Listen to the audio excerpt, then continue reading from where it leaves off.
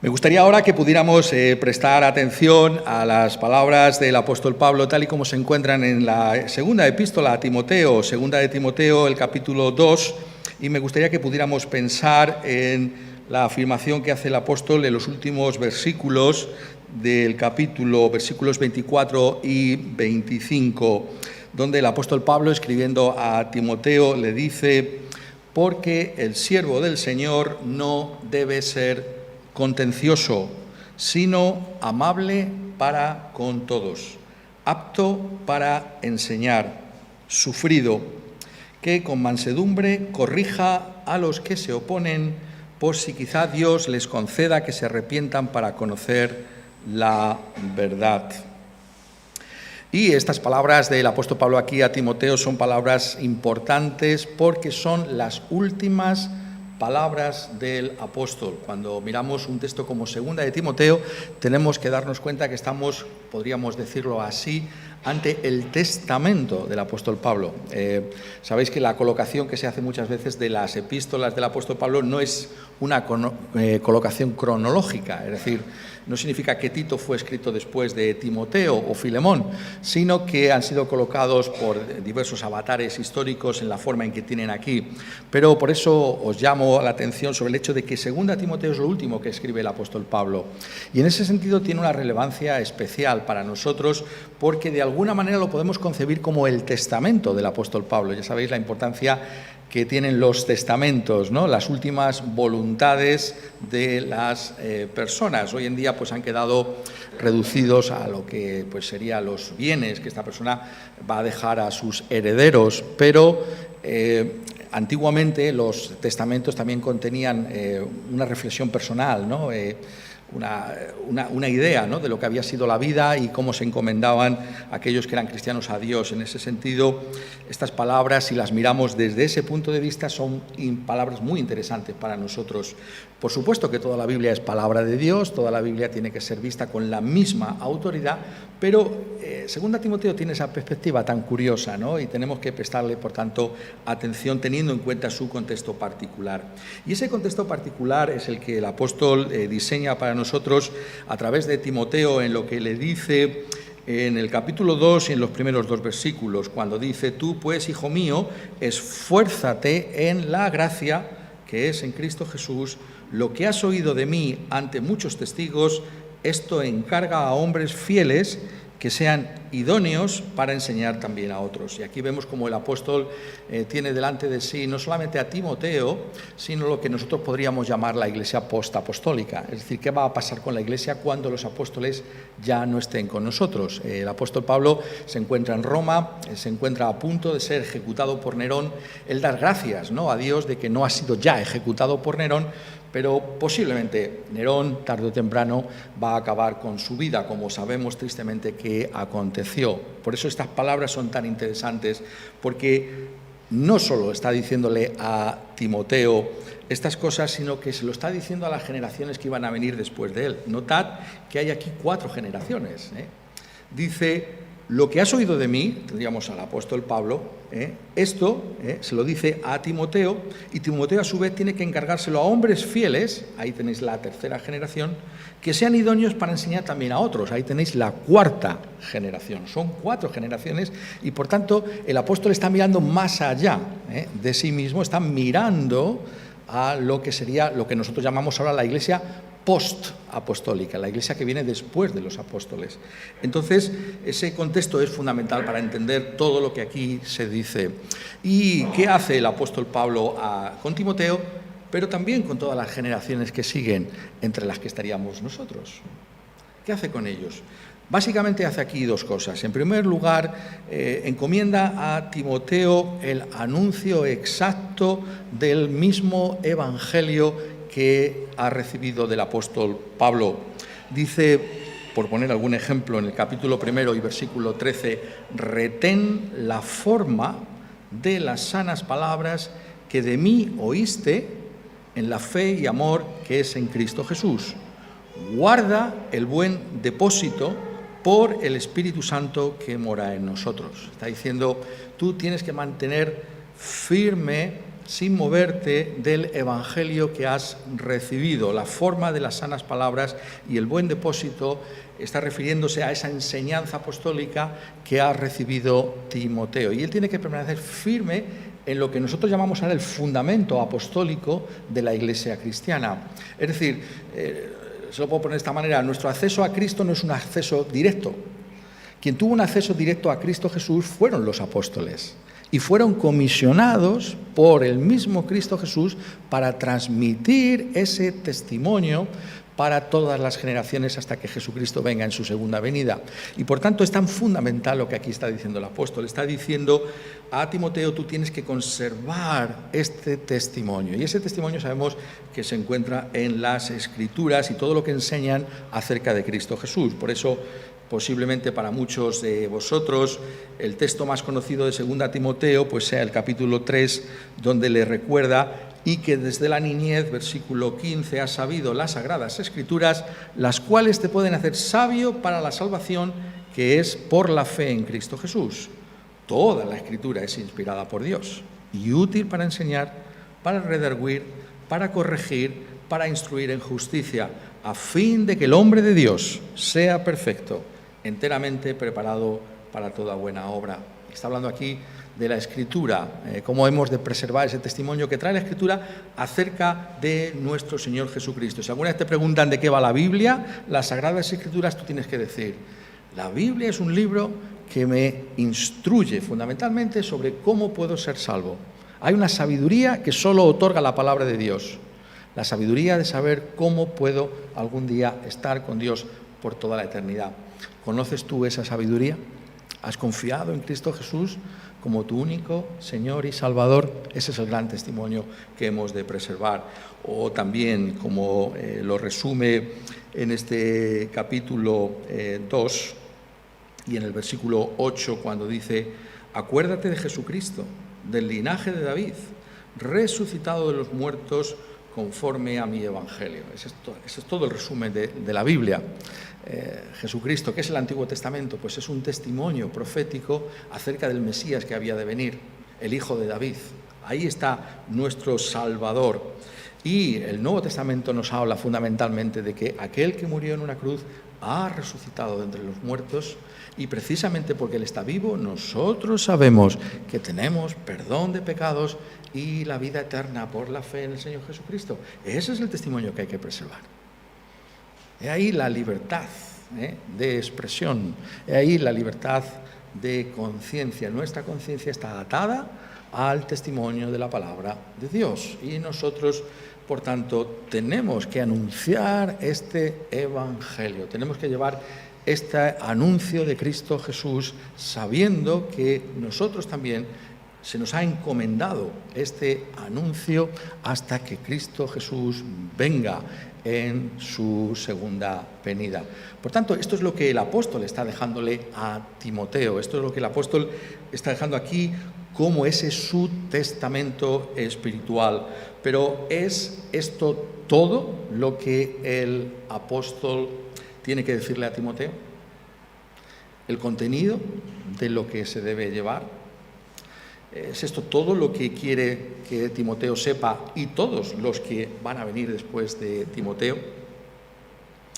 No, hay algo más. Hay algo más que es fundamental igualmente, algo que tiene que acompañar a ese anuncio del Evangelio, porque el siervo del Señor no debe ser contencioso, sino amable para con todos, apto para enseñar, sufrido, que con mansedumbre corrija a los que se oponen, por si quizá Dios les conceda que se arrepientan para conocer la verdad.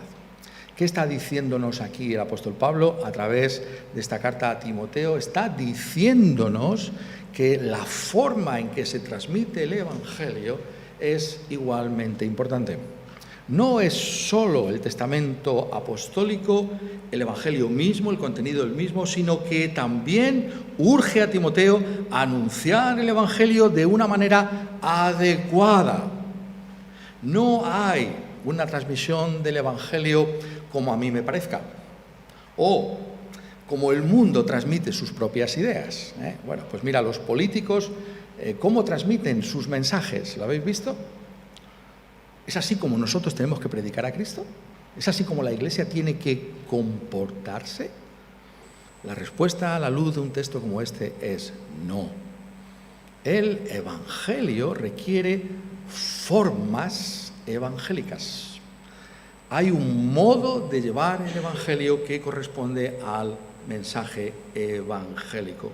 Y esto es lo que Pablo le dice a Timoteo y a todos aquellos que hemos seguido después de él. El siervo del Señor, de entrada, dice, no debe ser contencioso. ¿Qué quiere decir esta palabra? Quiere decir, el siervo del Señor no debe buscar peleas, no es pendenciero, no es alguien que se enreda por cualquier cosa y se enfada con aquel que está en desacuerdo con él. Ese no es el siervo del Señor. Esto es tan importante que cuando en la primera epístola a Timoteo ha hablado de los requisitos que debe tener un pastor para ser escogido como tal, dice en el capítulo 3, versículo 3, no dado al vino, no pendenciero. Es la misma palabra, no pendenciero. Es decir, no podemos llevar esto como si fuera una lucha, ¿no? Como si aquellos que no creen en el Evangelio fueran unos oponentes radicales contra nosotros y que tienen que ser tratados como enemigos. Esto no puede ser así, no podemos pelearnos con estas personas. ¿Qué significa esto? Bueno, significa que nuestro comportamiento tiene que ser otro, distinto a la hora de llevar el Evangelio. Dice, no solamente lo negativo, no debe ser contencioso, sino que añade, sino amable. Amable. ¿Qué significa esta palabra? Esta palabra es una palabra muy interesante de estudiar a la luz del Nuevo Testamento. Es la palabra que usa el apóstol Pablo para referirse a su propio comportamiento con respecto a sus propios convertidos. Es decir, no está pidiendo a Timoteo, y os reitero, a toda la iglesia postapostólica, que se comporte de una manera que él no hizo. ¿Cómo se portó Pablo con los tesalonicenses? ¿Cómo se portó con los creyentes en Tesalónica? Pues bien, aquí aparece esta misma palabra que se traduce aquí en Reina Valera como amable. Dice en 1 Tesalonicenses 2:7, antes fuimos tiernos entre vosotros como la nodriza que cuida con ternura a sus propios hijos. ¿Cómo cuida una madre a sus hijos? ¿Habéis visto? ¿Cómo se cuida un bebé? El cuidado, la atención suprema que se presta a ese ser. Así es como se tiene que llevar el Evangelio. Esta es la manera apostólica, con amabilidad. Como una nodriza cuida de un recién nacido. Eso es lo que está diciendo el apóstol. Este es el modo, no con contiendas, no es adoptando los modos de este mundo, sino con amabilidad. Y añade, para con todos. No solamente para los que están de acuerdo conmigo, sino para con todos. ¿Sabéis el contexto, no? Está hablando de los que se oponen. Está hablando de aquellos que no aceptan el Evangelio. ¿Qué vamos a hacer con ellos? ¿Los vamos a tratar como el mundo trata a sus antagonistas? No. Está diciendo que esa no es la forma cristiana. Está diciendo que hay una manera cristiana de tratar a todo ser humano. Es con esta amabilidad de la que habla aquí el apóstol. Y en ese contexto el apóstol añade apto para enseñar. Esa es la palabra de la que tenemos nosotros didáctico. Es decir, el siervo del Señor tiene que ser capaz de llevar la palabra de una manera sencilla, comprensible, adecuada a las personas que están escuchando. Tiene que ser didáctico, ¿no? Tiene que ser capaz de enseñar, que nos quedemos con lo que se está diciendo acerca de Cristo Jesús. Es decir, no se está dejando a un lado la libertad de expresión, pero sí se nos está diciendo que nuestros modos de ninguna manera pueden ser similares a los de aquellos que pudieran ser acusados de un delito, incluso en la manera en que se están expresando con respecto a otros. Hay que enseñar, por supuesto, pero hay que hacerlo de una manera sufrida. ¿Qué significa esta palabra sufrida? Otras palabras curiosas, ¿no? El texto, la traducción Reina Valera no lo puede reflejar, obviamente, en toda la riqueza que tienen los originales, ¿no? Pero la idea es que el siervo de Dios no tiene que desanimarse porque la gente esté en desacuerdo con él, sino que tiene que continuar enseñando la palabra de Dios aunque se opongan a esa misma enseñanza. El hecho de que alguien esté en desacuerdo contigo no significa que tú tengas que adoptar malos modos con esa persona, sino que tienes que continuar con esa actitud correcta delante de Dios y delante de los hombres. Tienes que continuar con perseverancia enseñando la palabra de Dios, porque el contexto de que está hablando el apóstol Pablo, esos tiempos peligrosos de los que habla aquí y que realmente pues se ponen los pelos de punta, ¿no? Cuando uno lee capítulo 3 a partir del versículo 1, realmente son tiempos tan duros, ¿no? Y podemos desanimarnos, ¿no? ¿Cómo voy a transmitir el evangelio a una generación tan dura, tan difícil? Pero esos tiempos ya fueron conocidos por el apóstol, porque el apóstol dice: a esto se evita. Y muchas veces leemos: ya vendrán esos tiempos. No, a esto se evita. Ya estaban con el apóstol, porque son los postreros tiempos, los últimos tiempos. ¿Están con nosotros? ¿Y qué hacemos? ¿Nos callamos porque la gente no acepta la palabra de Dios? No, seguimos adelante, somos sufridos, perseveramos en la enseñanza, pero lo hacemos de acuerdo a los principios de comportamiento que trae la palabra de Dios, porque añade que con mansedumbre corrija a los que se oponen, por si quizá Dios les conceda que se arrepientan para conocer la verdad. Con mansedumbre, es decir, con humildad, dándonos cuenta de que si nosotros hemos sido salvos, como dice el apóstol Pablo aquí escribiendo a Timoteo, por esa gracia que nos ha salvado, usando las palabras del capítulo 1, versículo 9, y nos ha dado un llamamiento santo, no conforme a nuestras obras, sino según el propósito suyo y la gracia que nos fue dada en Cristo Jesús antes de los tiempos de los siglos. Hemos sido salvos por gracia. No hemos sido salvos porque seamos más listos o más inteligentes que otros. Hemos sido salvos por la gracia de Dios, y esto significa que somos humildes, porque nosotros no hemos conseguido la salvación por nosotros mismos, sino que nos ha sido dado por la gracia de Dios. El apóstol tiene que estar constantemente insistiendo en sus iglesias sobre la importancia que tiene la humildad, porque no es simplemente una cuestión de la salvación, es una cuestión de la vida misma cristiana. Dice, escribiendo en 1 Corintios capítulo 4, porque ¿quién te distingue? ¿O qué tienes que no hayas recibido? Y si lo recibiste, ¿por qué te glorías como si no lo hubieras recibido? La humildad, la mansedumbre es la manera en la que tratamos a nuestros oponentes. Como veis, no solamente es que el Evangelio es distinto a lo que un mundo como este propone, es que nuestras formas son también distintas a las del mundo. No podemos llevar el Evangelio de una manera mundana. Mira cómo los políticos se hablan entre ellos, pues también nosotros. ¿Vamos a hacer eso? No, con mansedumbre. Es distinto. El mensaje es distinto, las formas también lo son. Eso está diciéndonos aquí el texto. Y dice, corrija. Qué difícil es corregir, ¿no? Muchas veces nos miramos a nosotros mismos y vemos nuestros defectos y los aceptamos delante de Dios, pero cuidado si alguien se atreve a decirte a ti tus defectos. Entonces ya son palabras mayores, ¿verdad? Porque es distinto que tú te lo digas a ti mismo a que venga otro de fuera y te lo diga. Eso no nos sienta bien, ¿a que no? Entonces es difícil corregir. Es difícil entrar a las personas, porque la palabra que se usa aquí como corrección es una palabra que se usa también en el mundo de la enseñanza de los niños, es la paideia, ¿no? Es la educación del niño, ¿no?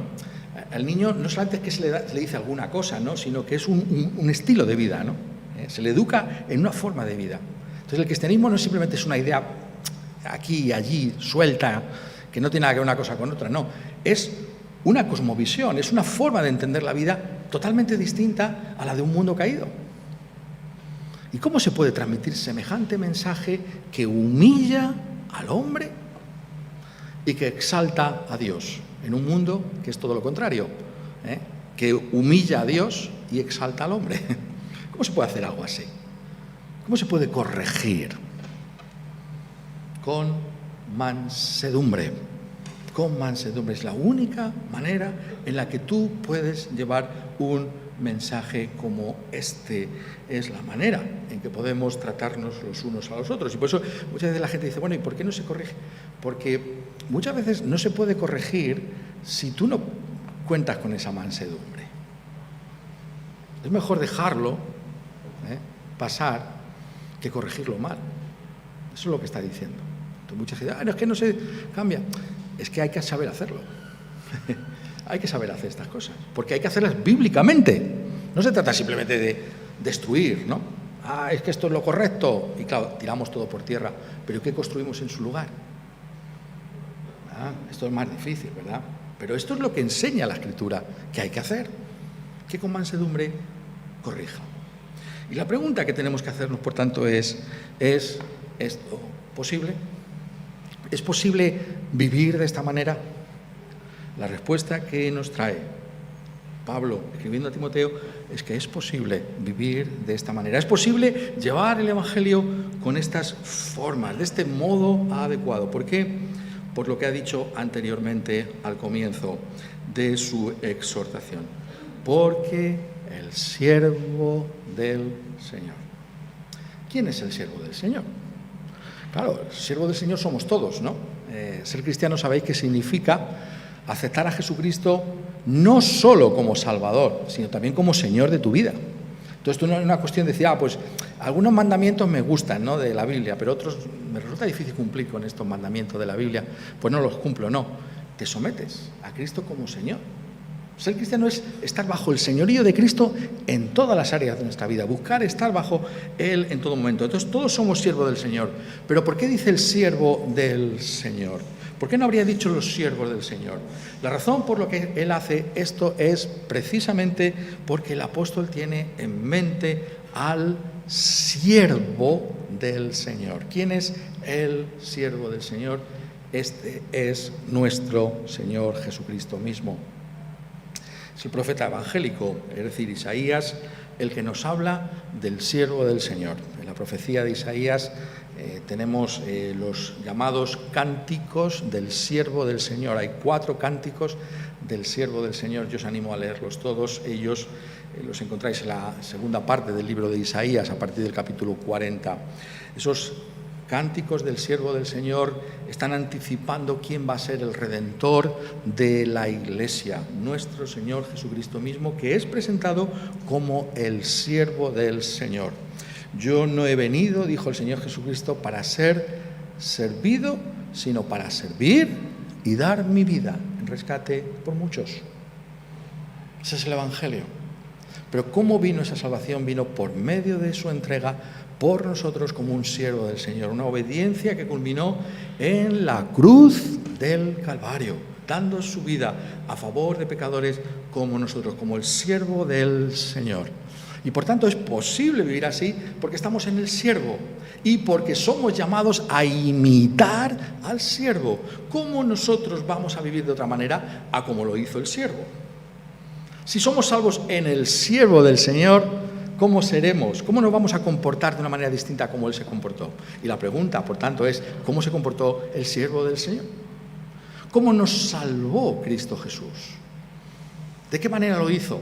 Porque eso es lo fundamental de la cita aquí del siervo del Señor. Y para eso tenemos que ver cómo se cita los cánticos del siervo del Señor en el Nuevo Testamento. Es Mateo, el evangelista Mateo, que sabéis que tenía en mente, siempre es bueno conocer los contextos de cada libro de la Biblia, ¿no? En este caso Mateo tiene en mente a los judíos, ¿no?, al pueblo de Israel, que tristemente había rechazado a su Mesías, ¿no?, y los tiene en mente. Entonces, si leéis Mateo, veis que hay una gran abundancia de citas del Antiguo Testamento, porque está buscando que los judíos se den cuenta que el Antiguo Testamento hablaba del Mesías.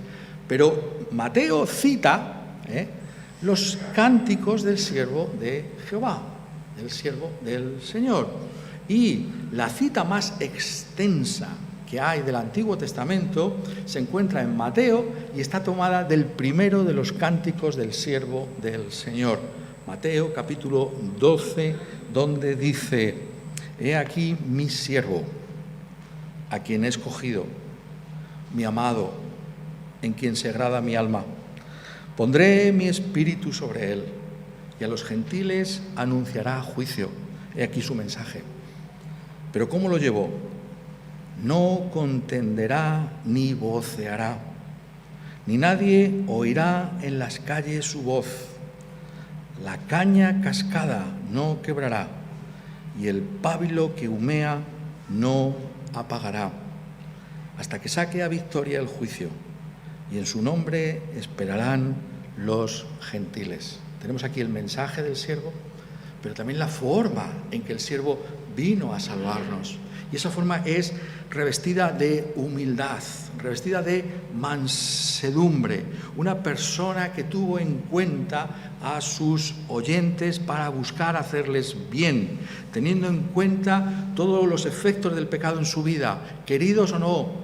Muchas veces se lo ha buscado él, pero eso no es una actitud cristiana. Se lo haya buscado él o no se lo haya buscado, nosotros tenemos que tratar con amabilidad, buscando ganar a esa persona independientemente de lo que haya hecho con su propia vida. Porque dice, la caña cascada no quebrará y el pábilo que humea no apagará.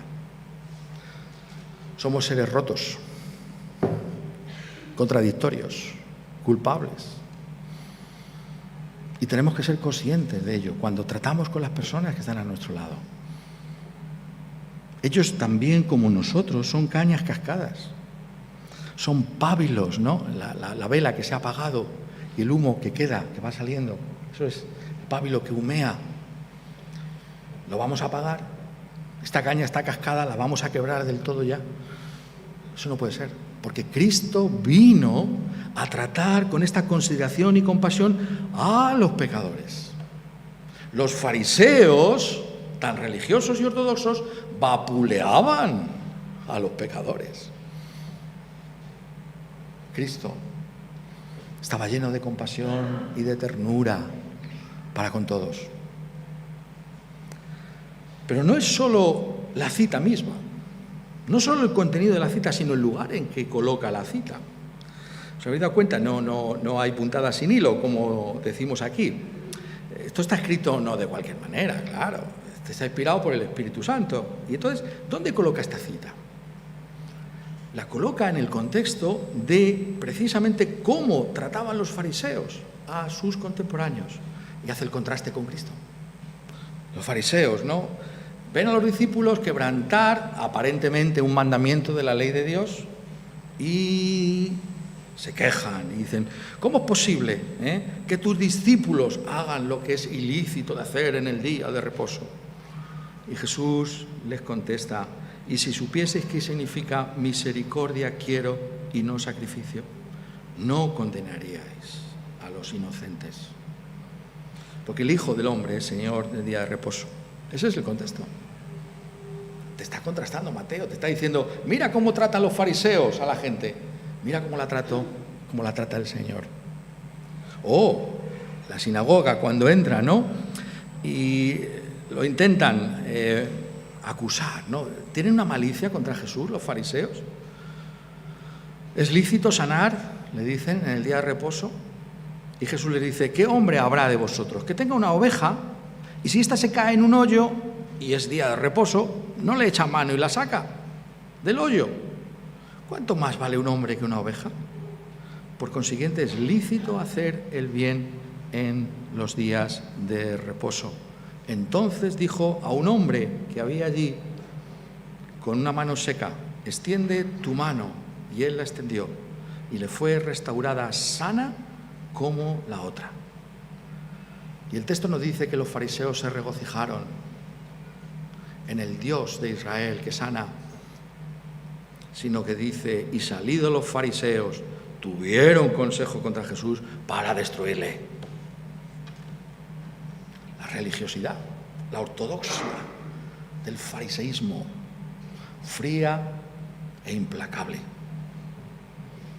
La gloria del Evangelio de nuestro Señor Jesucristo, que es el amigo y el Salvador de los pecadores. Y esa es la gloria de este nuestro mensaje, porque es un mensaje de esperanza para cualquiera. La nuestra no es una cultura de la cancelación. Cualquier pecador, da igual lo que tú hayas hecho, Tú puedes volver y regresar a Cristo Jesús. Da igual cuál sea nuestro pecado, en Él hay abundancia de misericordia para ti, un nuevo comienzo. Esa es la gloria de nuestro mensaje. Y ese mensaje tiene que ser transmitido con los modos y maneras del mismo Señor Jesucristo. Porque el contexto de Mateo no ha terminado ahí. En una rara referencia, porque es raro encontrar esto en los evangelios, a sí mismo. Jesús ha dicho en el capítulo 11, la división de capítulos no quiere decir nada, fueron puestos para buscar estas cosas, pero es el mismo contexto. Dice: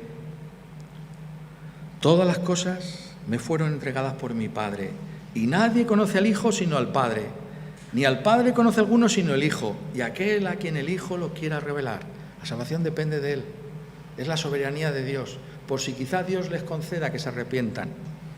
Solo Dios salva, solo Dios da arrepentimiento. Pero añade: venid a mí, todos los que estáis trabajados y cargados, y yo os haré descansar. Llevad mi yugo sobre vosotros y aprended de mí, que soy manso y humilde de corazón, y haréis descanso para vuestras almas, porque mi yugo es fácil y ligera mi carga. Aprended de mí, que soy manso. Venid a mí, todos los trabajados y cargados. Es una invitación a todo pecador, a cualquier pecador, a acudir a Cristo Jesús. ¿Por qué? Porque Él es manso y humilde de corazón. La palabra que aparece aquí para describir al Señor Jesucristo es muy curiosa. Tertuliano, uno de los primeros padres de la Iglesia, que era curiosamente abogado, era jurista, dice, es el primero que parece que llama la atención sobre ello: ¿cómo llamamos a Jesús? El Cristo, Cristo, Cristo, Cristo. Esta palabra es Cresto. El Cristo es Cresto. Y los cristianos son cristiani. Es decir, el Cristo es aquel que es manso y humilde de corazón, y los cristianos, cristiani, los discípulos de Cristo, han de ser mansos y humildes de corazón. Somos así. Nos damos cuenta de que este evangelio no puede ser transmitido sino de este modo. ¿Por qué tantas veces cierran los oídos al evangelio? ¿No será algunas veces porque nosotros mismos no estamos llevando el evangelio adecuadamente? Somos agentes de reconciliación en nuestras sociedades, empezando en nuestras familias, en nuestras iglesias y congregaciones. O todo lo contrario, el evangelio se tiene que anunciar de una manera evangélica, y esa manera es imitando al siervo del Señor, siendo como el siervo del Señor. La pregunta ¿es esto posible para nosotros? La realidad de la contestación de Pablo es que sí es posible, por lo que le está diciendo aquí a Timoteo constantemente. Le dice: tú pues, hijo mío, esfuérzate en la gracia que es en Cristo Jesús. ¿Qué quiere decir esto?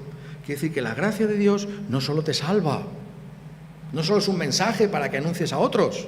La gracia te transforma y te hace como Cristo Jesús, de una manera creciente. Nos hace más y más como el Señor Jesucristo mismo. Ese es el propósito que tiene la gracia, que seamos santos, que seamos como Cristo, que imitemos a Cristo Jesús. Si Él llevó el evangelio de esa manera, ¿cómo lo vamos a llevar de otra manera tú y yo? Solamente así podemos llevar el evangelio, pero se nos promete la gracia de Dios. Pero hay que esforzarse en la gracia. Hay que acudir a la gracia y decir: Señor, te pido perdón por todas las veces que no he vivido de esta manera. Renuévame para que pueda llevar tu palabra, pueda ser fiel, pueda expresar con libertad aquello que tú me has dado, el Evangelio de tu Hijo amado, pero que lo puede hacer como debe hacerlo un seguidor del Señor Jesucristo, alguien que está bajo el señorío de Cristo Jesús. Así es, por tanto, como nosotros somos y permanecemos fieles al testimonio apostólico. Predicamos, tenemos libertad de expresión, pero también lo hacemos de tal manera que es muy difícil que nos puedan acusar de algún tipo de mal, porque buscamos ganar a los pecadores. Tratamos a todos los seres humanos como aquellos que necesitan el Evangelio, como aquellos que deben recibir el Evangelio, como aquellos que pueden ser salvos en esa misma gracia que nos ha salvado a nosotros. Quiera Él, por tanto, que podamos también nosotros ser estos siervos del Señor, porque seguimos al siervo del Señor que nos ha salvado. Amén.